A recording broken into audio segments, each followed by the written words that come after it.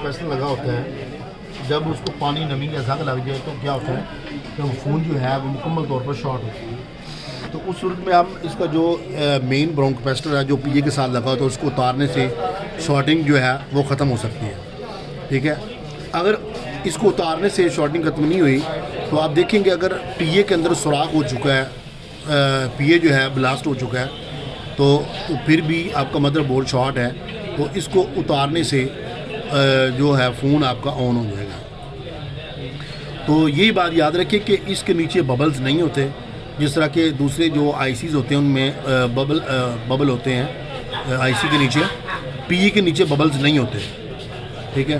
تو اس کو ری بال کرنے کے بغیر ہم پی اے کو لگا سکتے ہیں، ٹھیک ہے۔ اگر ہم پی اے کو اتار دیں فون آپ کا آن ہو جائے گا، مگر کیا ہوگا کہ سگنل نہیں آئے گی، فون آپ کا مکمل طور پر آن ہو جائے گا، ٹھیک ہے۔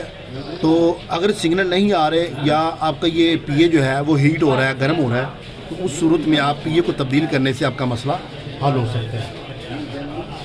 اگر پی اے آپ کا بلاسٹ ہو چکا ہے تو آپ اسی ماڈل کا دوسرا بورڈ لیں،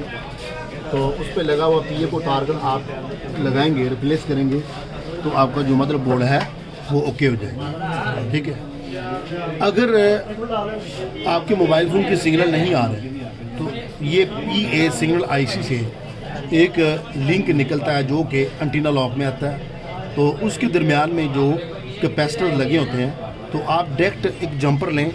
جو کہ لنک پی اے سے لنک نکلتا ہے، اس پر آپ جمپر لگائیں اور اس جمپر کو آپ انٹینا لاک جو ہے